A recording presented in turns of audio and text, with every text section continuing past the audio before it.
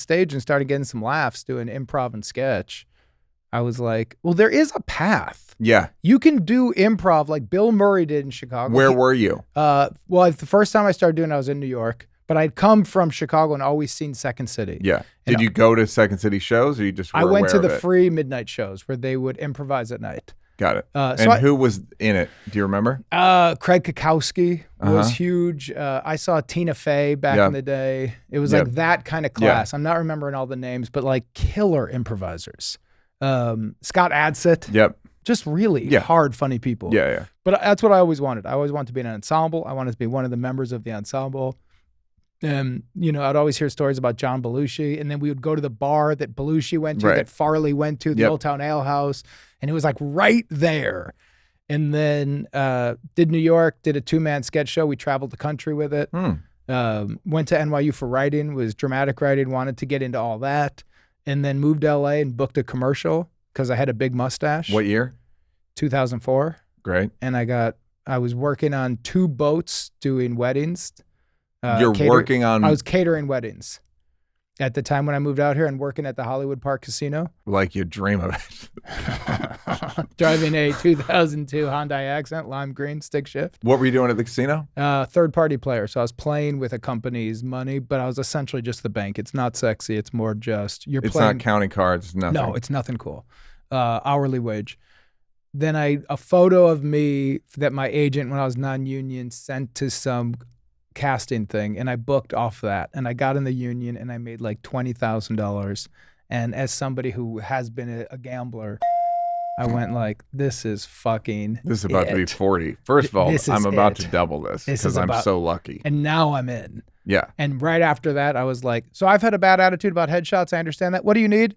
2 weeks later, there's a headshot with me in a beanie, me in like a Blackhawks jersey, being like me with a tie doing the Office thing. I used to have costumes in my car, and per audition, I would change the look.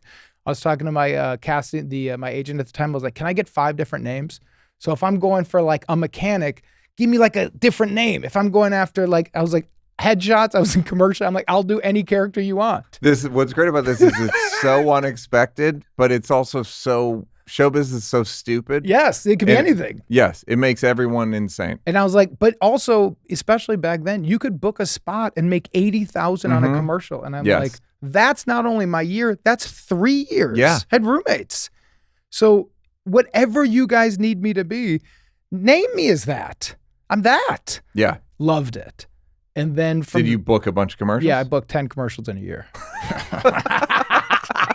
It's always manic. We're both like fucking laughing. Yeah, it's always manic. Evil. But it happened fast. Yeah. And then you would work with the same director, and then all of a sudden I'd go to a callback and I'd be like, oh, hey, man. And you'd be like, hey, in this, remember that moment? Yeah. Meaning like you need to get a laugh now. Yes. And you'd be like, great. Yeah. And then all of a sudden, it's a big year, and that's what kind of started it. 05? I think it might have been 06, actually. It was a few years of missing out here, right around that time, that era. And then money started coming in, and I thought, uh-oh, now I like this. But I've always had that outsider approach of this is a weird game, and I don't know how long I'm going to be on the boat, but while I'm in the boat, let's have a little bit of fun. And, okay, so you start having money. Yes. And what changes? Nothing? Nothing. I mean, I had like, family obligations with some of the money that I wanted to do. So nothing. It was just all of a sudden I felt like I'm not drowned. There's money. Yeah. And now if there's money, like poker, because I'm a card player, well, now I have chips. So if I have chips, I can keep playing. And now what else can I do? And so it entered this idea for me of, now things could get exciting. So then the same kind of 2-person show I'd had since I was 20, I did with a guy out here named Eric Edelstein. We lived in the same building. Really great actor, dramatic actor, plays bad guys, but hard funny. Yeah. We did a 2-person show that Jeremy Connor saw and directed. Jeremy Connor did Drunk History with Derek Waters. Yeah. We made a pilot presentation. You wrote the show. Acted in it, all of it. Great. And then NBC bought that. Great. And from there got agents, managers, and then felt like, all right, now they let me in the castle. Right. So now I got to go as crazy as I can until I get thrown out. You got New Girl and... New Girl was like probably 4 years after, 3 years after that. I don't know. My math isn't great. All right. The thing I said before we started was it doesn't look like it's easy to be you. And I said, why? And you went like this. And I went, why? I gave because the fucking gerbil's upstairs. Yeah, I know yeah, gerbil head when I see it. Yeah, gerbil head when I see it. What?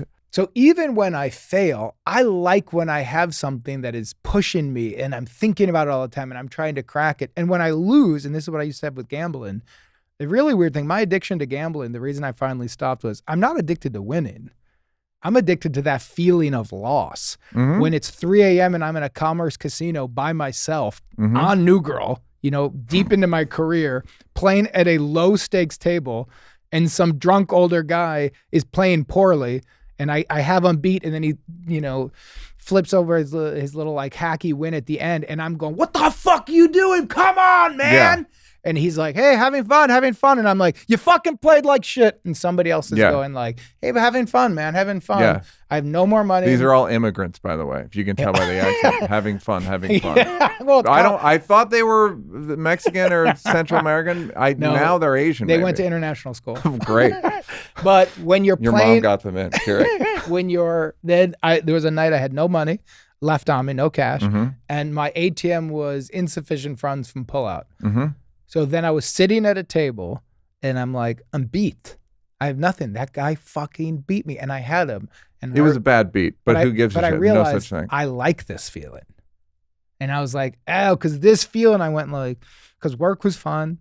The game was fine. Hollywood was fine. Projects were coming in. It was easy. It's like a form of cuckery. Watching Is that what it's? Yeah. What? No. Your cucks. Yeah. Like the humiliation of somebody else doing stuff to their wife. They're humiliated. It's like the chemical release. That's what that is? Yeah, that's what cuckery is. Yeah, interesting. So you did it to yourself. Yes. You cut out the middleman. And you like kind of feeling bad. I liked feeling at the bottom, that and now I flood. got to crawl up. That flood. And that is, now it's over. And now if I'm going to do it again, I used to put my winnings on like the side of my car in this little secret drawer. I was like, that's fucking zero. But it wasn't real money. I wasn't gambling with like my savings. Right. But now I'm like, fuck, if I want to do another. Just as checking. Now if I have to do another night like this, I got to build back up, and I started zero, and I got to figure it out. Then I got to figure out what I did wrong. How did I end up here right now? That feeling is exciting to me. And I was like, oh, that's what I like. That is in my opinion, the old school way of doing it. You want to win, you didn't. That fucker did, and he's got the trophy, and watch them celebrate. And you're on the court as the confetti's going down. You're just the first loser. Yeah. So how do you feel? I feel like my team really bonded. We tried hardest, and we worked on our stuff. You're the first loser. Watch them celebrate, but you don't get to celebrate. That feeling is addictive. I also think, this is going to be years before it's proven, and no one's going to care about me, but I think in terms of Gen Z, the ones that are going to really succeed are the animals. Always. Of course. So there's going to be a bunch of people that are like, what are you doing? And the animals, these people, the you and me's, the gerbil people are going to be the people who dominate. And they're going to be, scorned and all that stuff, but they're going to succeed in a way that there is merit to money and status. Of course. To act like there's not. It's insane. Is insane. But there's a lot going on that when I look at what's happening, I'll go like, this is insane logic, because of course there is, because that's power. Hey, did you like that? Did you like that? Yeah, did you like it though? You want more? Don't want to work? Would rather watch videos of me grab-assing with people? First of all, go up here to subscribe, and then go up here to watch more clips. This is like when the weatherman says that there's a high pressure system coming in. I'm not really used to the green screen.